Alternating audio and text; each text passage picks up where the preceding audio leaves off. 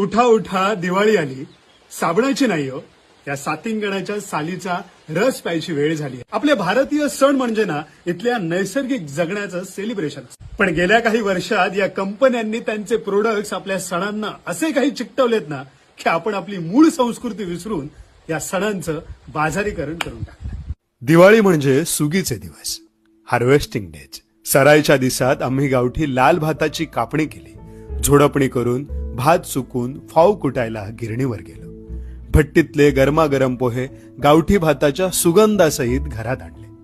कोकणात चाव दिसाला पहाटे उठून नारळाचा रस, हळद, उटणं, कोकमचं तेल लावून नाहतात.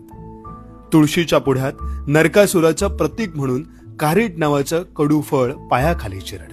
उपाशी पोटी सातिंगण नावाच्या औषधी झाडाच्या सालीचा कडू रस पितात. आधी शेतातल्या राखणधाराला उपार दाखवून मगच नव्या भाताचे खोबरं गुळ घालून केलेले गावठी फाव, रताळी, कणगी अशा सुपरफूडच्या न्यूट्रिशियस फराळासोबत खातात. नारळ बांबूपासून बनवलेल्या कंदिलांनी, कुंभाराकडल्या मातीच्या पणत्यांनी दिवाळीच्या काळोख्या रात्री समाधानातल्या आनंदात नांदणारं घर उजळून येतं.